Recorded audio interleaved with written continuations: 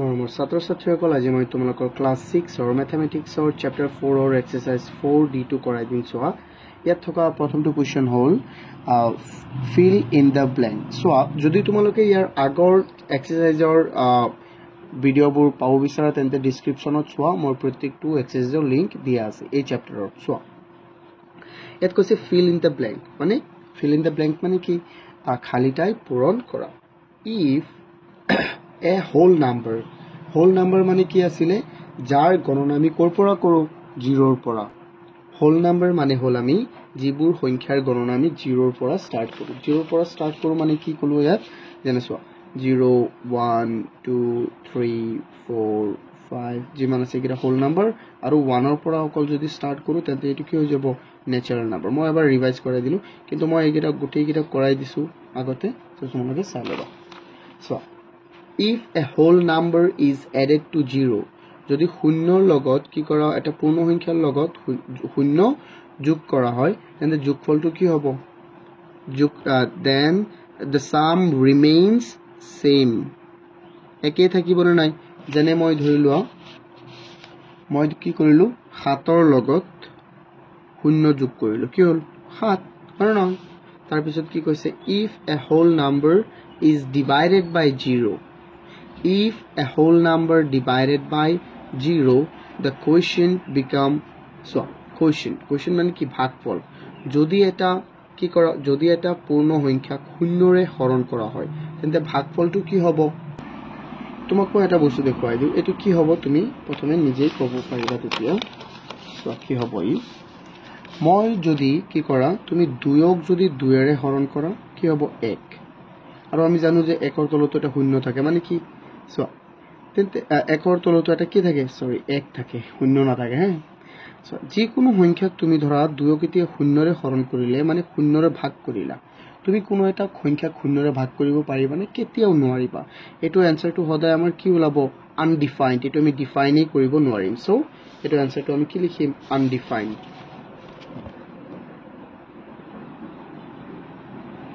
undefined মানে কি অনিৰ্ণয় যাক আমি নিৰ্ণয় কৰিব নোৱাৰিম যাৰ কোনো সংজ্ঞা নাই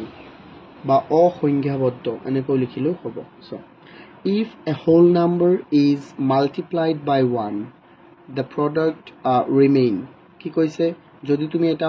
পূৰ্ণ সংখ্যাৰ লগত 1 পূৰণ কৰা তেন্তে কি হ'ব এই পূৰণফলটো কি হ'ব একেই হ'ব same no if a whole number is multiplied by 0 যদি তুমি এটা সংখ্যা পূৰ্ণ সংখ্যাৰ লগত শূন্য পূৰণ কৰা তেন্তে পূৰণফলটো কি হ'ব আমি জানো যে যি কোনো সংখ্যাৰ লগত শূন্য পূৰণ কৰিলে পূৰণফলটো কি হয় সদায় শূন্যই হয় যেনে ধৰিলোৱা 9 ৰ লগত শূন্য পূৰণ কৰিছে কিমান হ'ব শূন্য হৈ যাব 1 ৰ লগত শূন্য পূৰণ শূন্য 1 ৰ লগত শূন্য পূৰণ শূন্য হৈ যাব সেটো কি হ'ব 0 if a whole number is divided by 1 the quotient remain কিমান কি হ'ব 1 এই হ'ব কি হ'ব সৰি same number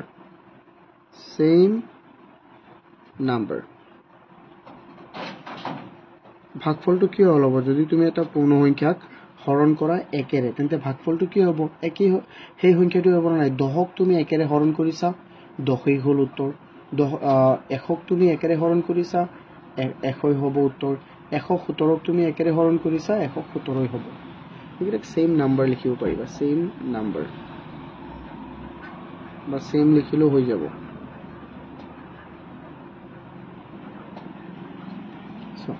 তাৰ পিছত চাও আমি ষ্টুডেন্টস তাৰ পিছত 2 নম্বৰটো আমাক কি দিছে which one is correct তলৰ কোনটো শুদ্ধ ইয়াত এটা আমি কৰি দেখুৱাই দিও মই তোমাক ইয়াত কি দিছে প্ৰথমে দিছে কি আমি কোনটো কম শুদ্ধ প্ৰথমে চাইলো 2 নম্বৰ এটো ইয়াত 4 divided by 2 আৰু ইকুৱেল কি দিছে 2 divided by 4 ন সো ইয়াক আমি যদি কৰো তেন্তে 4ক 2 ৰে হৰণ কৰা মানে আমি ইয়াক এনেকৈ লিখিব পাৰিম আৰু ইয়াক আমি এনেকৈ লিখিব পাৰিম সো 2 2ত এবাৰ মানে ইয়াত কেবাৰ যাব দুবাৰ তেন্তে ইয়াত থাকি গ'ল 2 ইকুৱেল আৰু ইয়াত কি হ'ব 2 2ত এবাৰ ইয়াত 2 তেন্তে কি হয় ইয়াত 1/2 কোৱাচোন 2 আৰু 1/2 কেতিয়াও সমান হয় নে নহয় সো ডাজ নট ইকুৱেল মানে এটো কি অশুদ্ধ তাৰ পিছতো চাও আমি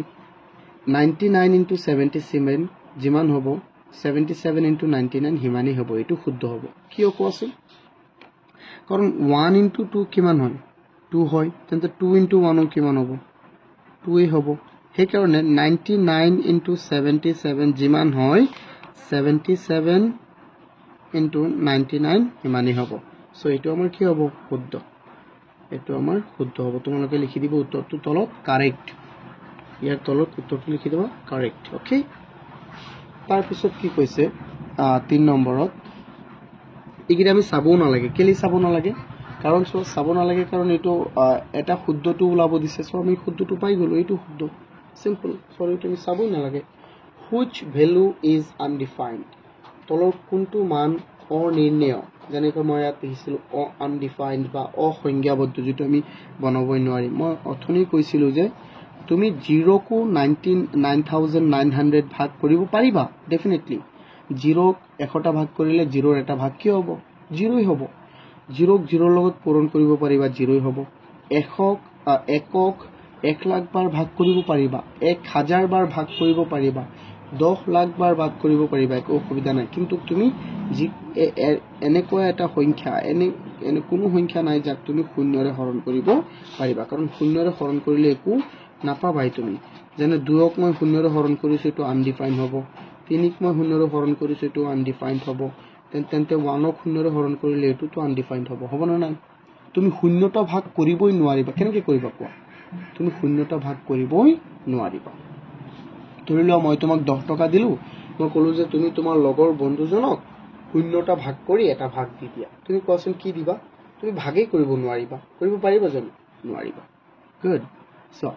তাৰ পিছত সো এটো কি হৈ যাব এটো অপচন এটো হৈ যাব অপচন ডি তাৰ পিছত ইয়াত আমাক কি কৈছে which of the following is correct তলৰ কোনটো শুদ্ধ and name the property used তলৰ কোনটো শুদ্ধ হয় আৰু হেতু আমাক ক'ব কৈছে সো কিটা আমি কেনেকৈ কম চোৱাচোন ষ্টুডেন্টস এটো মই কৰি দিও 4 নম্বৰৰ এ সলিউশন ইয়াত কি দিছে 2 into 3 plus 5 equal কি দিছে 2 into 3 plus 5 সো ষ্টুডেন্টস প্ৰথমে আমি চাও কিটা শুদ্ধ হৈছে না নাই এটো শুদ্ধ হোৱাই নাই চাই কও পাৰি কাৰণ 2 পূৰণ 3 যোগ 5 কিমান হয় 8 আৰু 2 পূৰণ 3 কিমান 6 যোগ 5 একিটা মিলিব না কেতিয়াও নিমিলে 2 8 গুণ 16 আৰু 5 আৰু 6 কিমান হৈ যাব 11 একিটা মিলিছে নে মিলা নাই it's wrong it is incorrect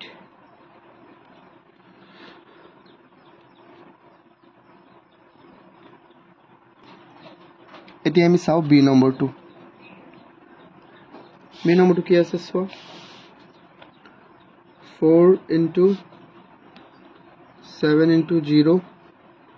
equal 4 into 7 একেটা করো 4 into আগতে আমি ব্ৰেকেটৰ কাম কিটা কৰিব লাগিব ব্ৰেকেটৰ পূৰণটো যিকোনো সংখ্যাৰ লগত 0 পূৰণ হলে এটো 0 হৈ যাব আৰু 4 into 7 এত কিমান হৈ যাব 28 তেন্তে 0 লগত আকৌ এটো পূৰণ হ'ব এটো 0 হৈ যাব 0 আৰু 28 কেতিয়াও সমান নহয় সো it is incorrect তাৰ পিছতো চোৱা সি নম্বৰটো আমাক কিমান দিয়া আছে 3 solution 3 1 plus 2 equal 3 plus 1 plus 3 plus 2 এটো একো ফৰ্মুলাই ব্যৱহাৰ হোৱা নাই কিটাতে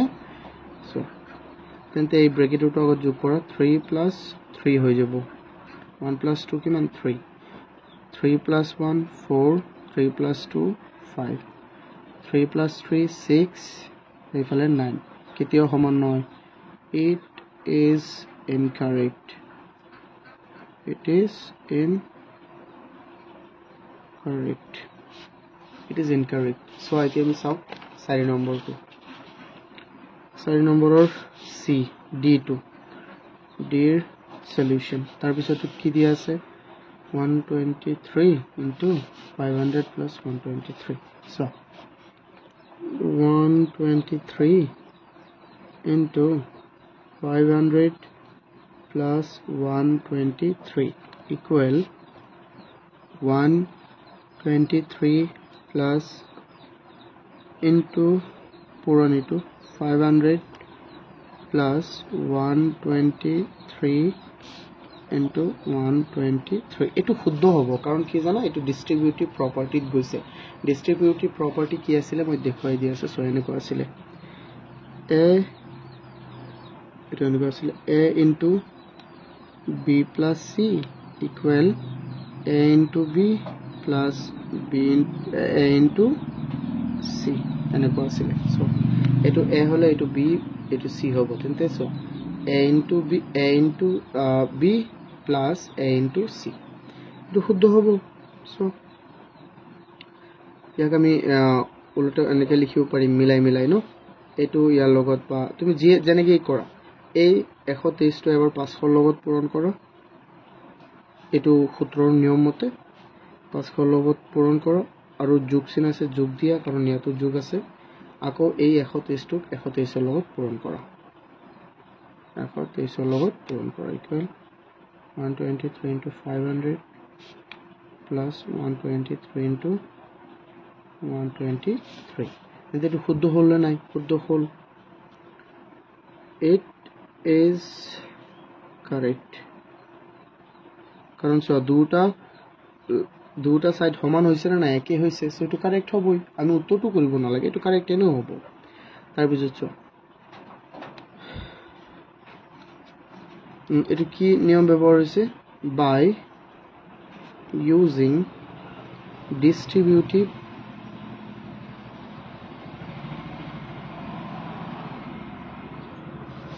distributive property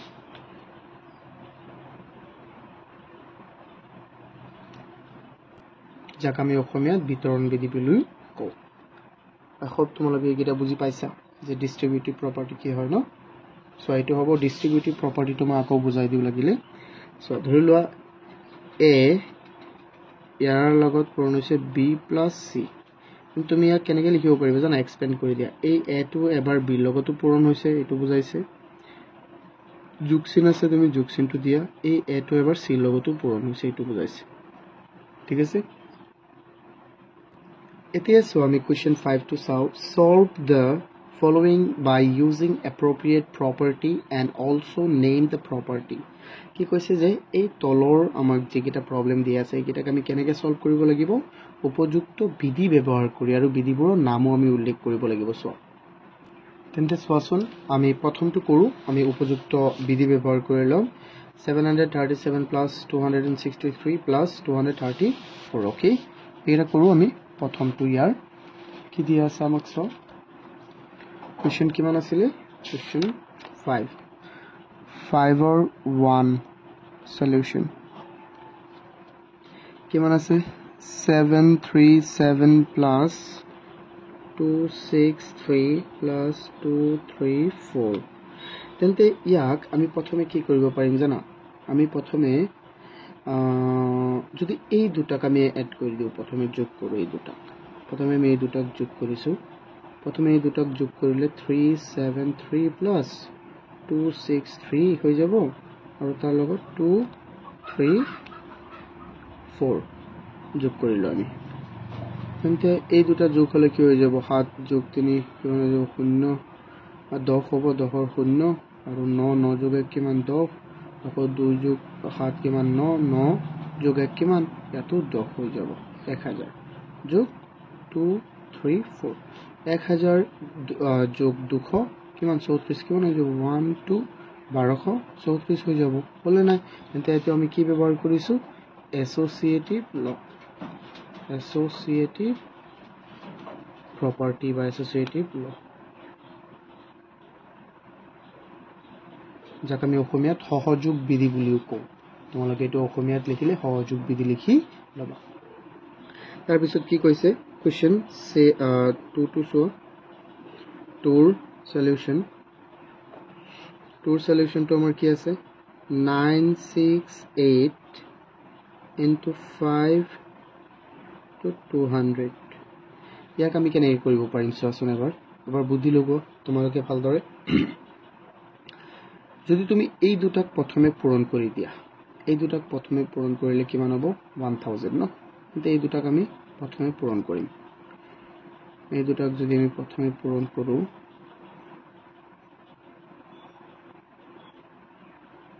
এই দুটাক প্ৰথমে পূৰণ কৰিলে 968 আছে তেন্তে কি হৈ যাব ফলে 1000 হৈ যাব হ'ব না নাই 5 into 200 কিমান হ'ব 1000 আৰু 1000 into 968 কিমান হৈ যাব জাস্ট তিনিটা শূন্য বহি যাব ইফালে সো 9,68,000 সিম্পল কিমান সিম্পল হয় মানে নহয় কোৱা ষ্টুডেন্টস তোমালোকে দেখা পাইছে না হয় তেন্তে এটো কি হল আমাৰ এসোসিয়েটিভ ল property তোমালোকে ক্লাস 7 তো এইকেইটা পাবা সো বহুত ইম্পৰ্টেন্ট হয় এইকেইটা প্ৰপাৰ্টি কেইটা মই এসোসিয়েটিভ প্ৰপাৰ্টিটো মই দেখুৱাই দিছিলো সো এইটো মই আগো দেখুৱাই দিউ লাগিলে এসোসিয়েটিভ প্ৰপাৰ্টি এনেকুৱা থাকে a into b into c হলে তুমি ইয়াক কেনেকৈ লিখিব পাৰিবা a into b into c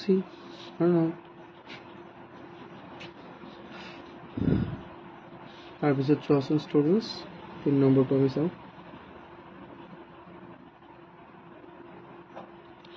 তাৰপিছত কি দিছে 45 into 85 so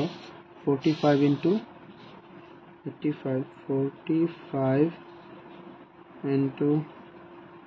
85 plus 45 into 15 এটো কোনটো নিয়ম মনত আহি আছে কোৱাচোন মই যে অকমান আগত যে কৈ দিছিলো কোনটো নিয়ম আছিল এটো ডিস্ট্ৰিবিউটিভ সো এটো a ধৰিলে এটো b হ'ব এটো a ধৰিলে এটো c হ'ব a into b plus a into c অর্থাৎ ডিস্ট্রিবিউটিভ এই দুটাক আমি কমন রাখিব পাৰিম সো 45 45 এ হৈ যাব 45 আৰু পূৰণ তে 85 আৰু আমি 15 যোগ কৰি দিলো তেন্তে কিমান হ'ব 45 into ইয়াত হৈ যাব আমাৰ 100 তেন্তে 45 100 হৈ যাব এটা দুটা শূন্য ইয়াত তেন্তে এটো হ'ব ডিস্ট্রিবিউটিভ property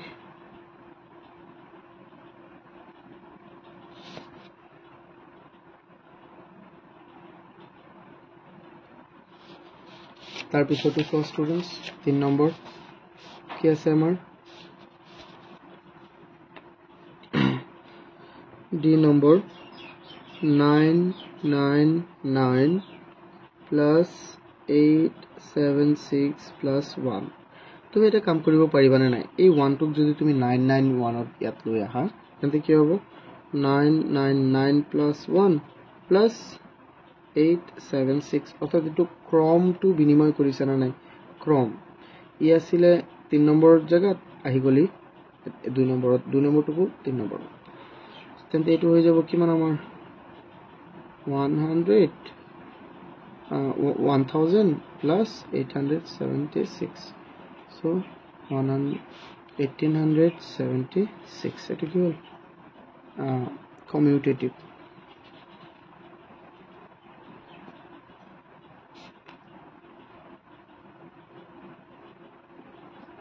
commutative property তাৰ পিছত চোৱা এই নম্বৰটো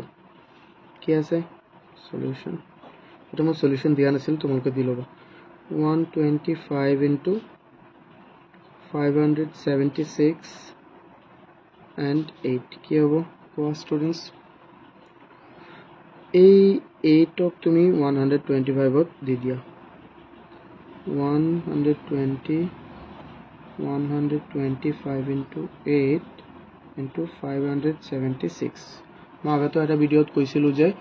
এইটো মনত ৰাখিব লাগিব যে 125 ৰ লগত তুমি 8 পূৰণ কৰিলে কি হ'ব সদায় 1000 সো কি হৈ যাব 1000 into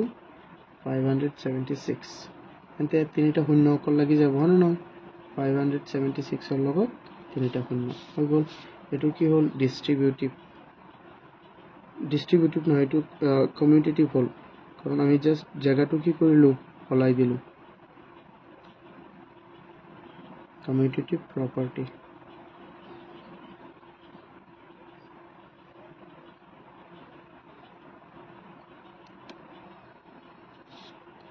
তাৰপিছত কি হ'ব ষ্টুডেণ্টছ তাৰপিছত হৈ যাব আমাৰ ই এফ নম্বৰটো কি আছে ষ্টুডেণ্টছ চোৱা এইটো সলিউশন লিখি লোৱা 397 into 75 plus 25 into 397 এতিয়া চোৱা এই দুটা ক্ষেত্ৰতে 397 আছে না নাই ইয়াতো 397 আছে তেন্তে এইটো ডিস্ট্ৰিবিউটিভ প্ৰপাৰ্টিত মিলিছে তেন্তে 397 নক তুমি এটা ৰাখা আৰু কি কৰা এই 75ক ৰাখা আৰু যোগ চিন আছে যোগ দিয়া আৰু 397 তুমি ৰাখিলো এটা দুটাৰ পৰা তেন্তে ইয়াত থাকিব 25 তেন্তে 397 into 7 আৰু 5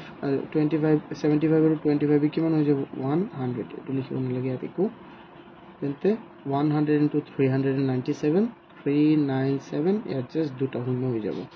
সো ইয়াত আমি কি কৰিলো ডিস্ট্ৰিবিউটিভ লৰ প্ৰয়োগ কৰিলো ডিস্ট্ৰিবিউটিভ ল বা প্ৰপাৰ্টি আই হোপ তোমালোকে এইকেইটা বুজি পাইছা সো সূত্ৰটো মই এইটো ডিস্ট্ৰিবিউটিভ সূত্ৰটো মই লিখি দিও এটো তোমালোকে বহিত লিখিব নালাগে ইয়াত উত্তৰত কিন্তু মনত ৰাখিবা আকৌ a into b plus c equal a into c plus a into b plus a into c এটো যদি তোমালোকে এইকেইটা বুজি পাইছা মই সেই পাৰ্টটো পিছত কৰাই দিম সো যদি ভিডিওটো বুজি পাইছা তেন্তে প্লিজ লাইক কৰি দিয়া আৰু চেনেলটো যদি এতিয়ালৈকে সাবস্ক্ৰাইব কৰা নাই তেন্তে সাবস্ক্ৰাইব কৰি দিয়া থ্যাংক ইউ